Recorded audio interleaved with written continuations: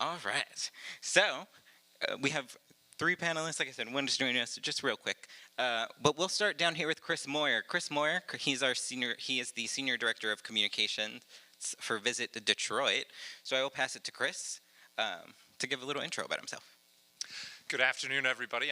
As Ricky said, I'm Chris Moyer. It is such a pleasure to be here with all of you in our beautiful nation's capital, and to be back at City of the Future. I had the privilege of working for Zpryme and working with Ricky, and this is such an important conversation that Zpryme puts on a more than a yearly basis because of all the research and content that happens around developing cities of the future. And I'm so proud of the work that I get to do now for Detroit and the Detroit metro region. I would say that I'm going to make a very bold claim. The city of Detroit is the most important city to the fabric of American history.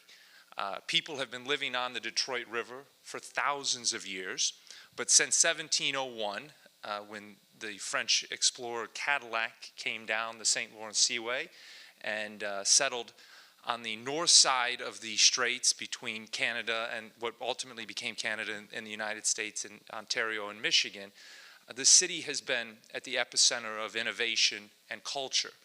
Detroit now is the largest black majority city in the country, but it was so instrumental over the course of the last 140 years in the foundation of mobility, in the automotive industry, that really put the world on wheels and changed the way that we have lived ever since. The first tricolored stoplight was invented in the city of Detroit. The first stop sign was invented in the city of Detroit. While the first automobile was not, we really perfected the assembly line and perfected manufacturing in the 20th century economy. That led to people from every corner of the world coming to the city of Detroit. And it truly became a melting pot of culture and ideas and great food and great cuisine. And then, of course, great art and music always follows that confluence of people and connection. Our music continues to move the world. From Motown to techno to jazz to gospel and hip hop, Detroit really gets people going. So, what's so wonderful about this city is its people and the contributions that we continue to make. And that really leads to the innovation. Started with the automobile industry. This was an industry that truly was not a sustainable industry. It has caused so many of the problems that many other panelists I'm up here right now, we're trying to solve, but shifting that to clean mobility. Sustainable mobility is something that is the 21st century call for the city of Detroit. I'll talk a little bit more about this in a little bit, but the electrification of the mobility industry is at the very forefront of everything that we're doing. So that's a little bit about Detroit and how we are the most important city in the United States. That's not the first claim you'll probably hear over the next 3 days on how the cities are the best. And I'm going to call Chris out a little bit. Chris actually has a really nice Instagram account, Chris in Detroit, where he highlights Detroit just throughout the year. So just different events he's attending, different things that the city's doing. So it's a good follow. It's a good follow. Thank you, Ricky. I appreciate it. I am honestly taking a quick dry January of social media, though. Detroit's on pause. Detroit is still happening. It's just not happening with me posting about it. Nice. Thanks, Chris. Jordan, you're out in Ohio, Columbus specifically, kind of close to Detroit. So I'm sure there might be some similarities there, or maybe there's some huge differences. Share with us a little bit about what's happening in Columbus. Well, if you're from the Midwest, you know that we are arch rivals here. Only in our football, though.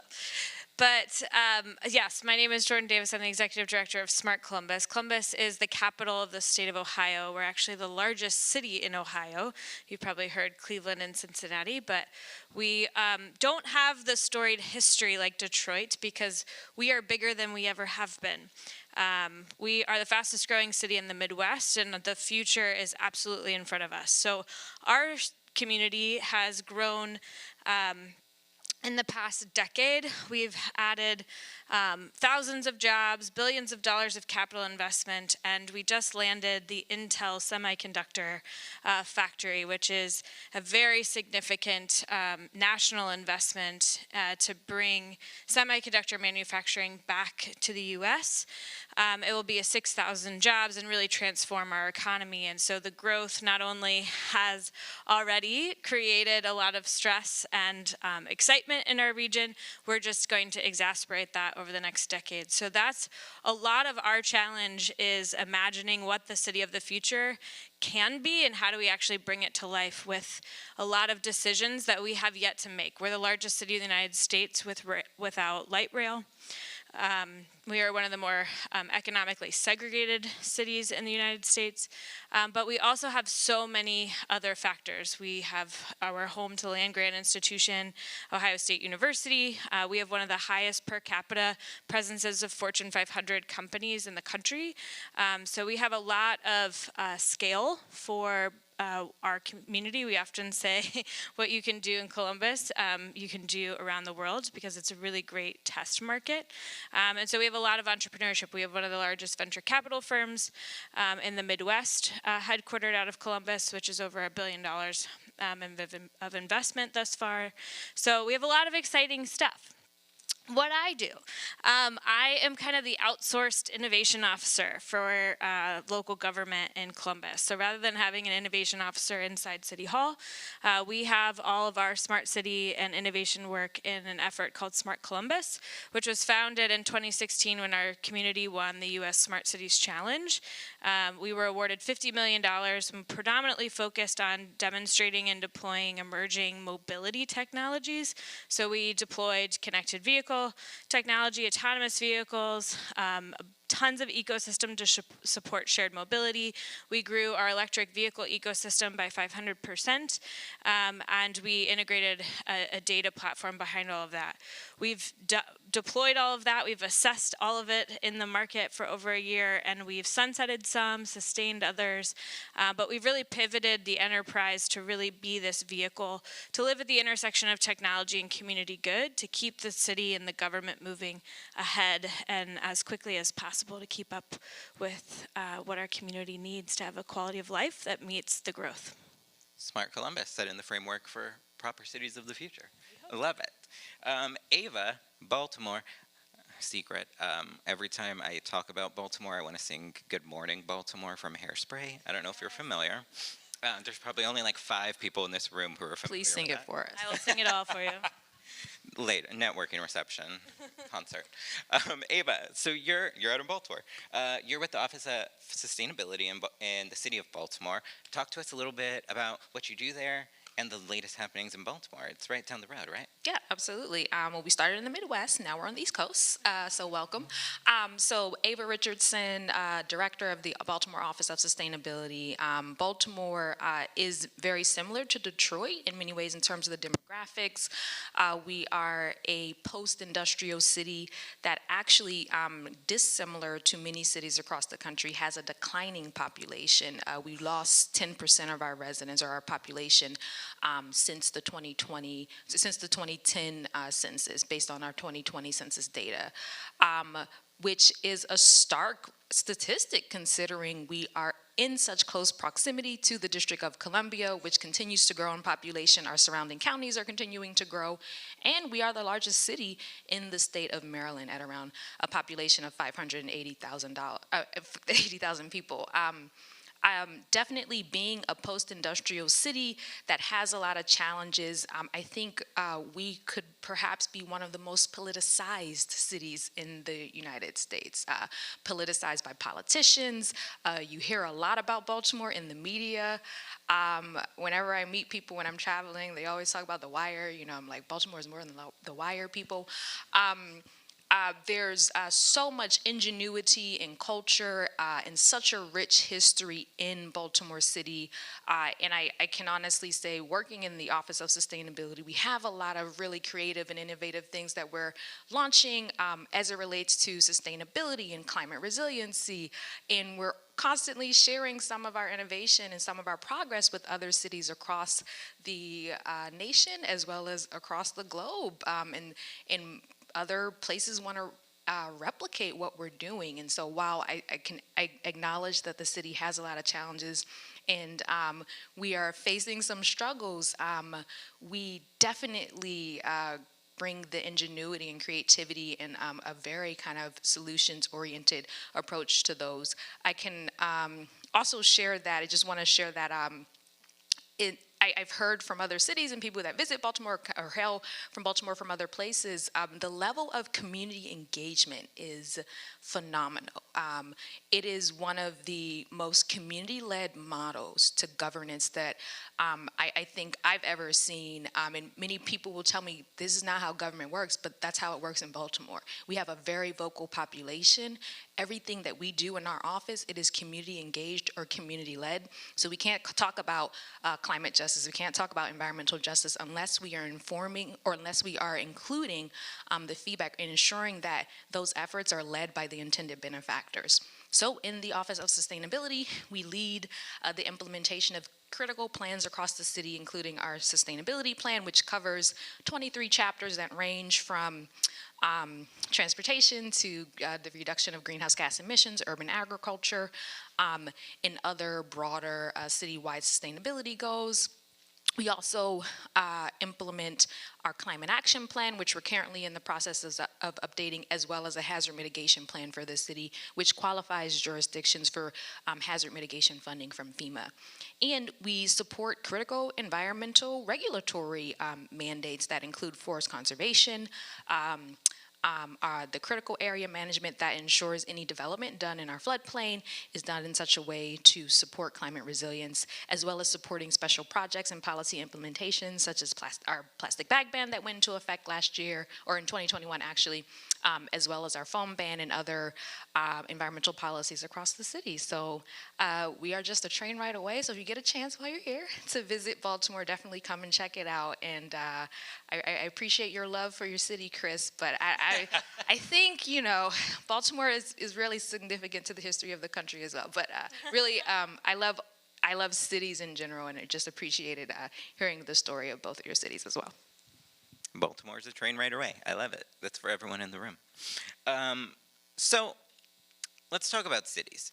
Cities cannot thrive without people. If people aren't existing in the city, if people aren't living in the city, you can't really have a city. You can't prepare for a city of the future. So you, Ava, you just talked about how Baltimore residents, you always say that they're the loudest ones in the room. Let's talk a little bit about Baltimore residents. So when it comes to new city programs or new initiatives that Baltimore's trying to enact, how exactly are people and communities actually included in that conversation? Yeah, absolutely. So in the process of updating our 2019 sustainability plan, we had thousands of community interactions. Every step of that process entailed engaging with community partners, hosting events where people can comment directly on the actions and strategies that we outlined in the plan. In the update of our climate action plan that we're in the process of now, we intend to seek 6,000 direct engagements across the city, which may not sound like a lot in crude numbers, but it is a lot of work, trust me. And that includes collecting surveys from residents, hosting focus groups, as well as something we're calling a deliberative method workshop, which will allow people to come together and provide direct feedback and comment on draft recommendations that hopefully they already, contributed to in some way. Additionally, we try to continue to think about participatory governance in all the models and those options that we have available to us. So part of that is coalition building. Some of that can be more structured community-based participatory research or participatory action research. We have 11 universities in the city in research institutions, and they're leading some really exciting research, but we want to ensure that there's citizen science embedded in that, and that, again, through every step of the way, we're ensuring that we're not just creating solutions to the city's challenges based on like what an academic researcher or a government bureaucrat think is a good idea, because sometimes those things can be so disconnected from the realities and the challenges that people are facing on the ground and in their communities. So we really try to adapt our engagement and model and approach to the context that we are in. And so if we're engaging with an immigrant community or population, or engaging with communities where you have a lot of residents that have been legacy residents, which we kind of defined as people that have either lived here for generations or for 15 years or more, understanding like different contexts you have to engage in. And when you get the feedback, because so often we see engagement where you get feedback from folks and it's like, okay, thanks, have a good day, and nothing's done with it, but we actually incorporate it into our plans, and we want our residents to hold us accountable and allow them the opportunities to do that. Arguably, that's probably why they're the most vocal, because they Yes. can change. Yeah. So, Yeah. So, Chris, for Detroit, Detroit's doing some investment in its people and communities. Correct? We talked about that a little bit. So, can you share with us maybe some of the best use cases that Detroit's doing for its residents and community? Absolutely, and while I am very proud of my city, Baltimore is a tremendous city. Columbus is a tremendous city, and I did not go to the University of Michigan, so I've got no dog in this fight here between that other institution in your hometown. But I would say that what very similarly to what Ava's describing with Baltimore, Detroit really has a very vocal community minded idea of governance. So much so that in 2016, the city council, recognizing the level I'm going to back up here just a little bit. Part of the reason why Detroit has had struggles, and we have had our struggles, is they are all of our own making. And it's based on systemic racism. That is beginning and end. There was tremendous disinvestment and not just white flight out into the suburbs from a moving to those places, but people literally uprooted businesses and moved them to the suburbs as well, depriving the core residents of Detroit those economic opportunities for generations. And this is in the 1950s, 60s, 70s, and 80s.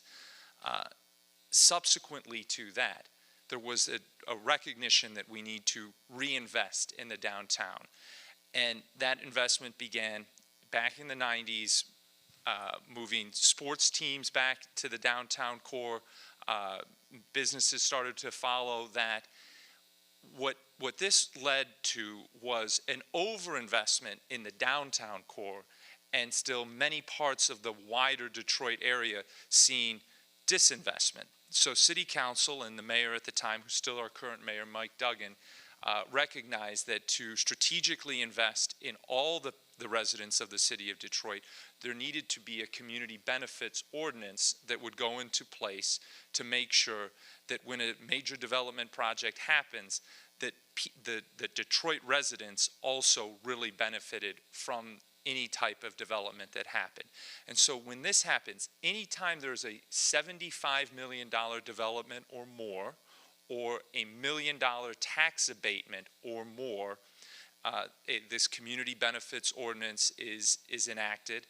A body of neighborhood residents is gathered and appointed to preemptively look at potential downsides and negative impacts on development. Now, I want to be very clear.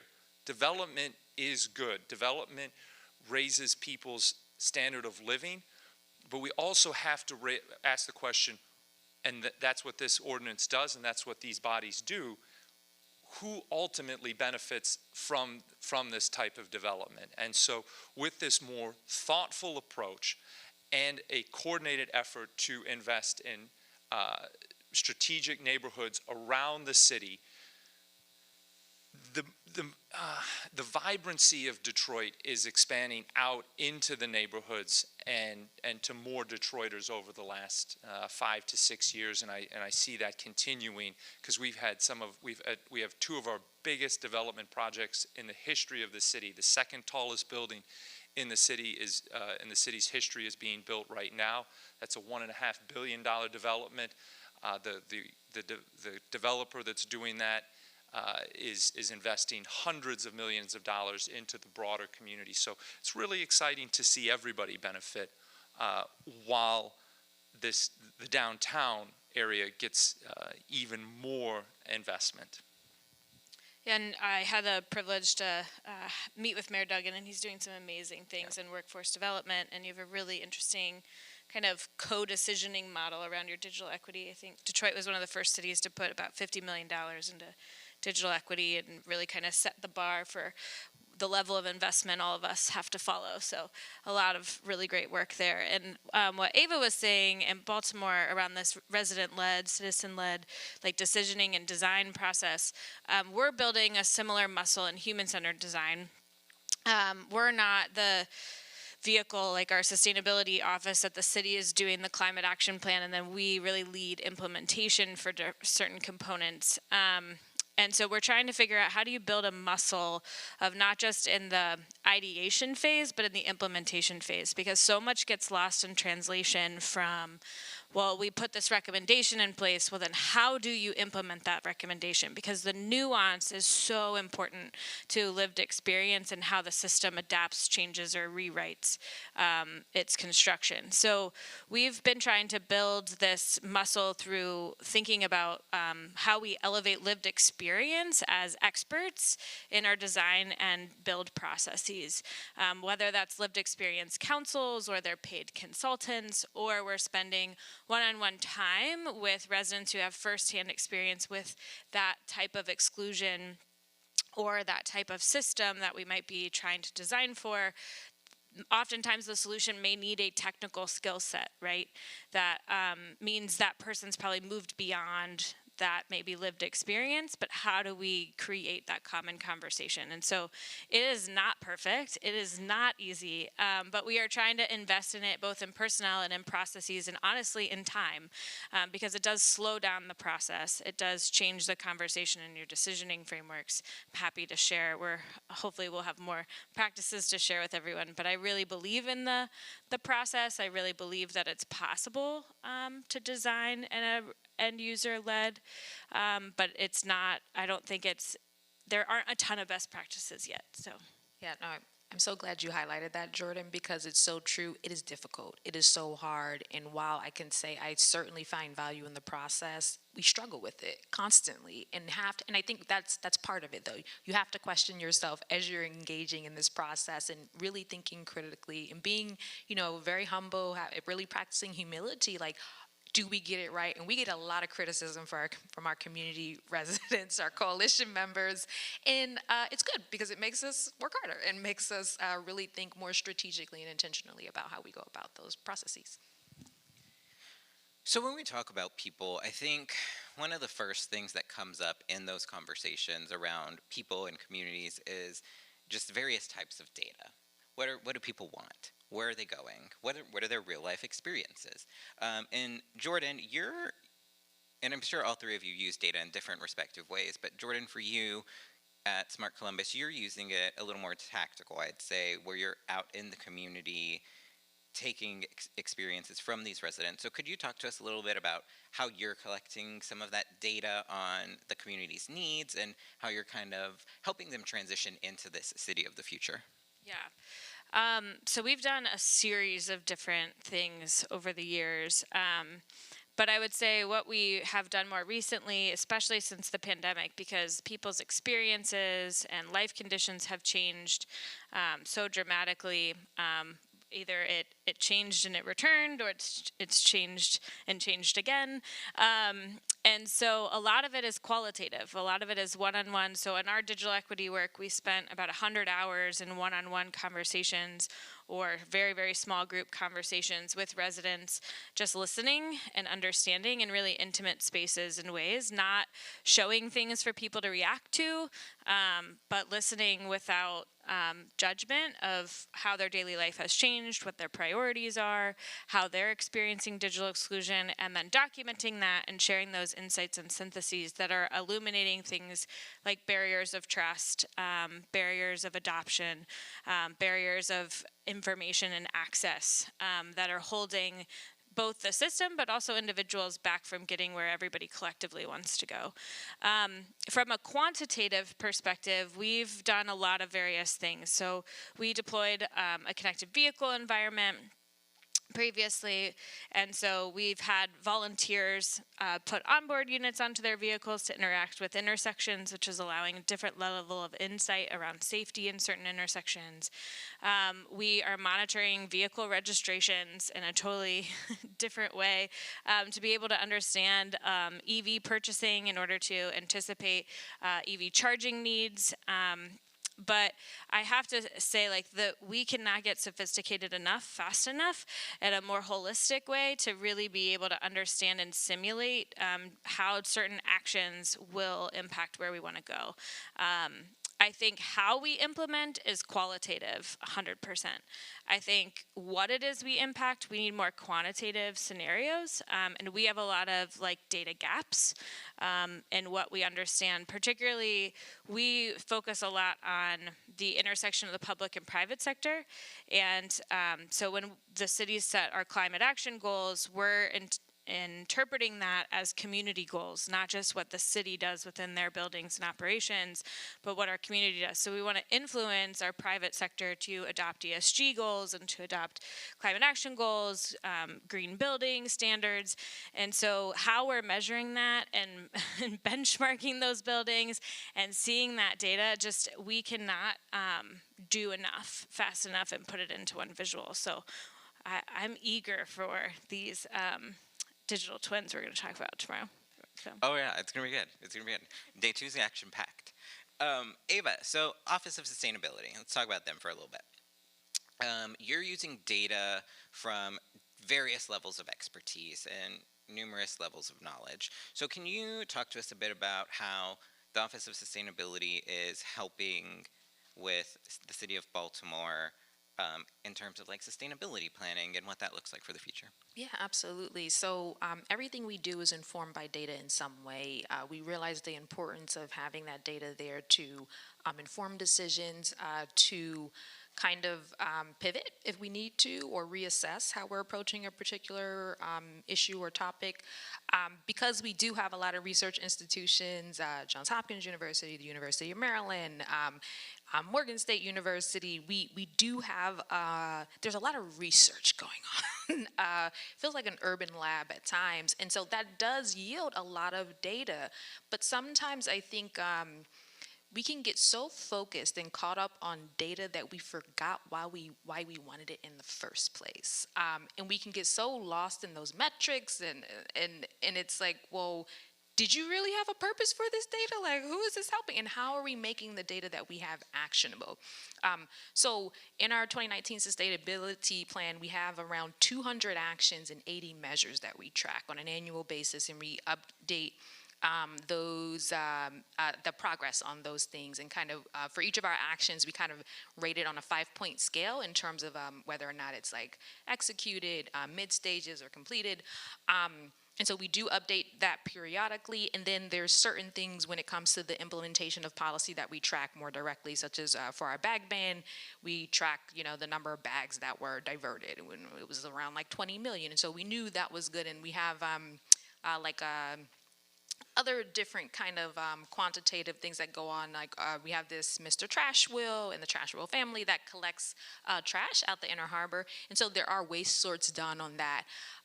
Just to determine after our foam ban and our bag ban, kind of whether or not those bans actually reduce the prevalence of those materials, and they did. So everything we do is driven by data. We are heavily data focused in Baltimore, and we appreciate both the qualitative and the quantitative data. I think what probably one of the primary gaps, and it's not so much a gap, but it's more so a different approach, is a more strategic assessment on climate financing and how every decision that we make, how we use our data to drive climate investments to ensure that we are as climate resilient as possible as a city.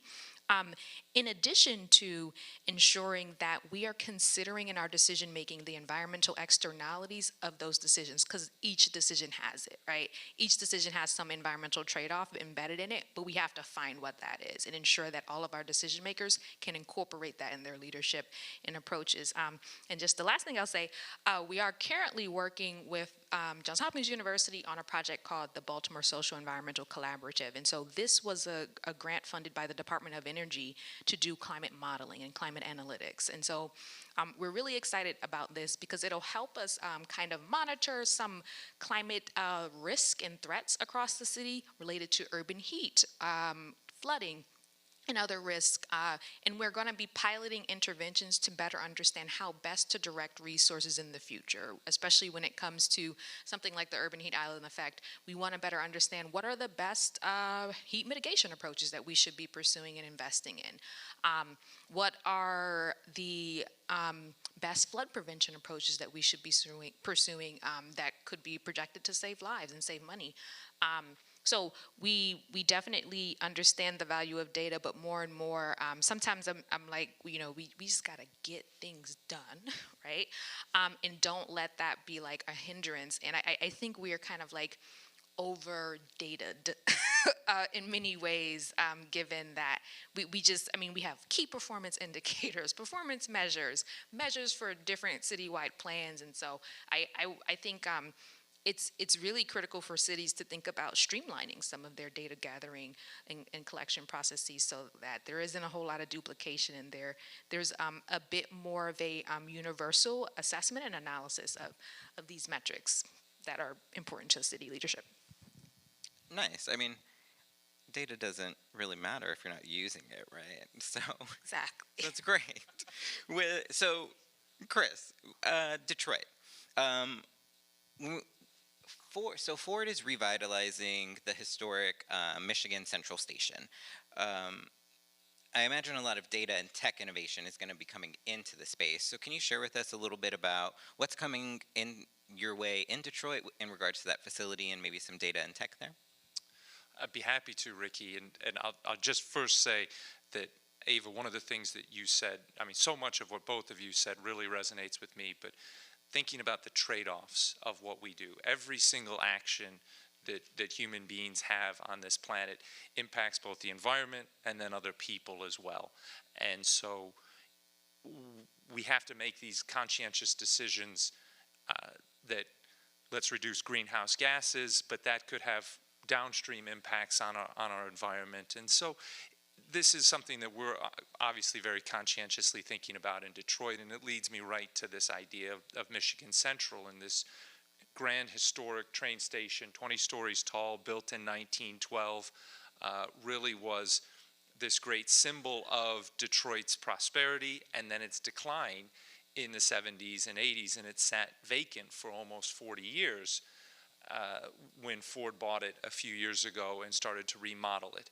Not to make it a train station again, but to make it this incubator and a hub of mobility, both the sustainable electrified mobility, but also the future of autonomous mobility as well.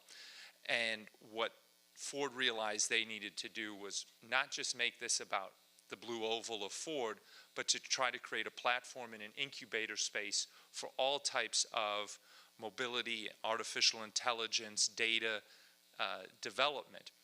And we'll certainly be using some of those great chips that Intel makes just down the road in Columbus to power the future of mobility in Detroit. Out in front of this Michigan Central train station, we are currently building the first electric vehicle charging road in the United States.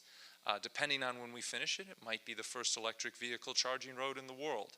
But this is really exciting. I will tell you that It's not a long stretch of road. You'll have to do quite a few laps around it to really fully charge your electric vehicle when it's completed. But it is going to be this pilot and test case for how we more comprehensively and efficiently power electric vehicles. Starting from that Michigan Central, moving to Ann Arbor, we're creating an autonomous vehicle zone, hoping to make that road a fully autonomous road at some point in the next generation as well.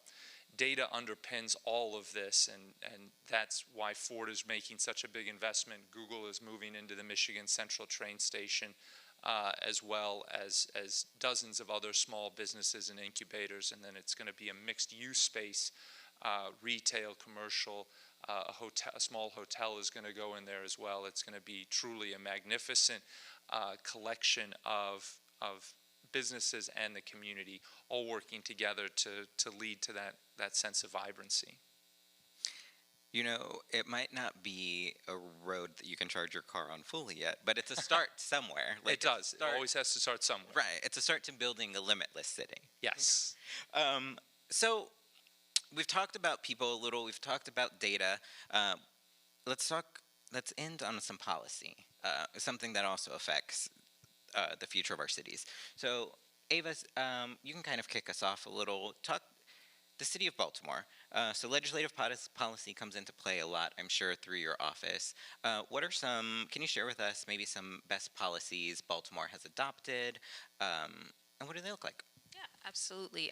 So I think there's definitely layers to it. So there's a lot of state level policy that is implemented or enforced at the local level when it comes to, we had a really big, really successful session in 2022. We had a big bill that passed called Climate Solutions Now that included infrastructure for EV charging, transitioning public transit over to electric buses, building energy performance standards, in addition to a whole laundry list of other things that we're pursuing. What I noticed with a lot of these policies is that while they may be a good policy in practice, how they're implemented really requires close engagement with the state to ensure that they're enforced and that the process for being compliant is very clear, because that can be a little unclear at times. We also had a bill that went into effect this year, in this month actually, that focused on organic waste diversion. That was a state bill.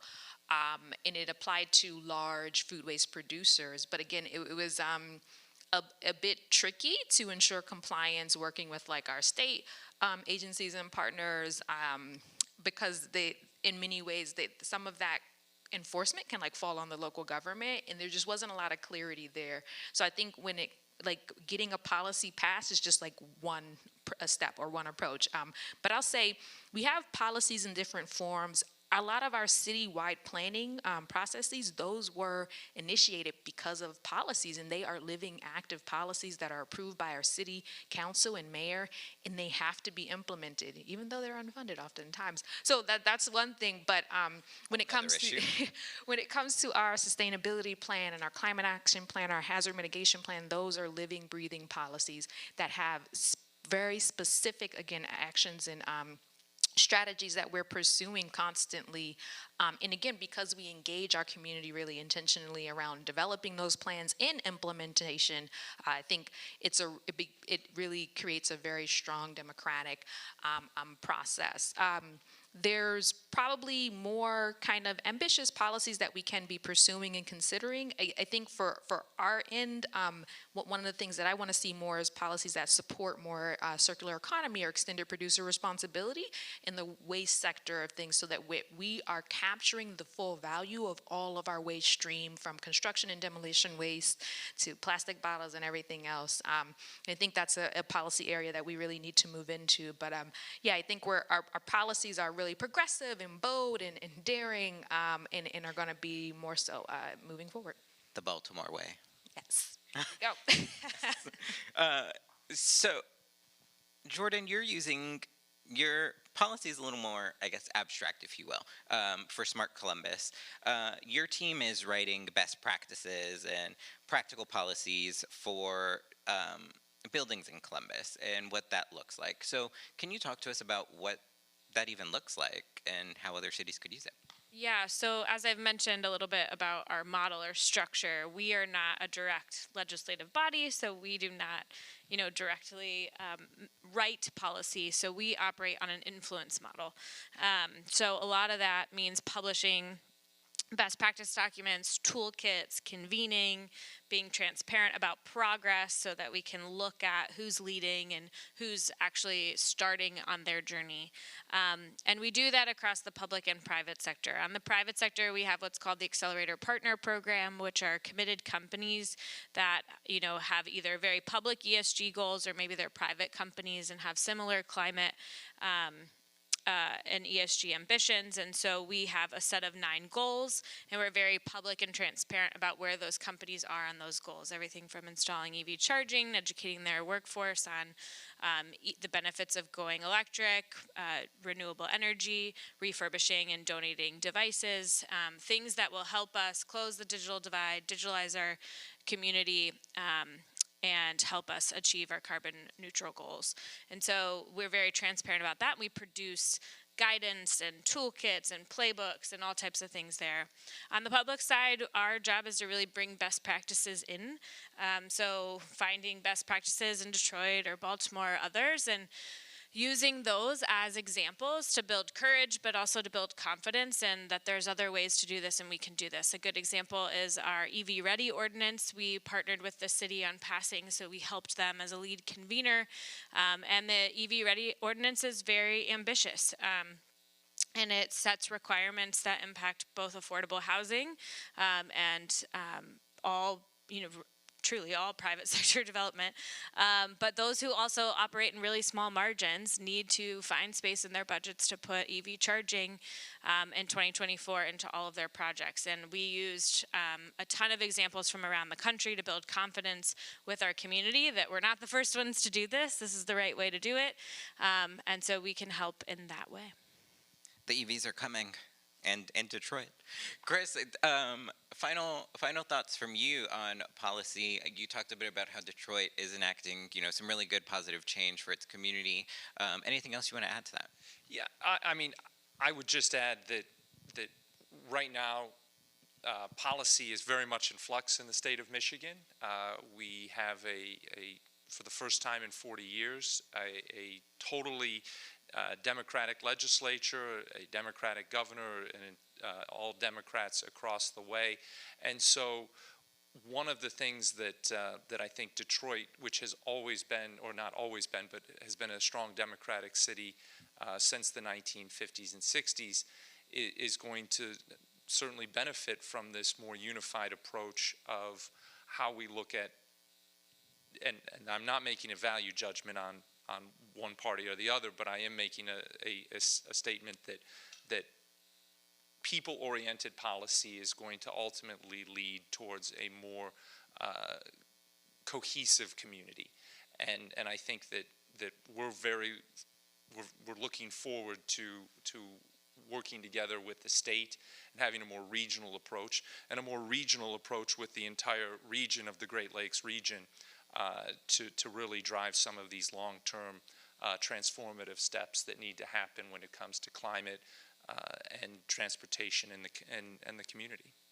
I just want to echo that because that's a big focus for us too, is especially with the federal funding coming down, we have to operate regionally. And I think that there's big spaces for central conveners to try and build bridges between municipalities, but not just we have the Columbus region, which is a 15-county area, but thinking about how do we partner with Michigan and Pennsylvania and Ohio to build a hydrogen hub of activity across our states. So these are really, really important moments, and collaboration is absolutely essential. So we spend a lot of our time trying to build bridges that way.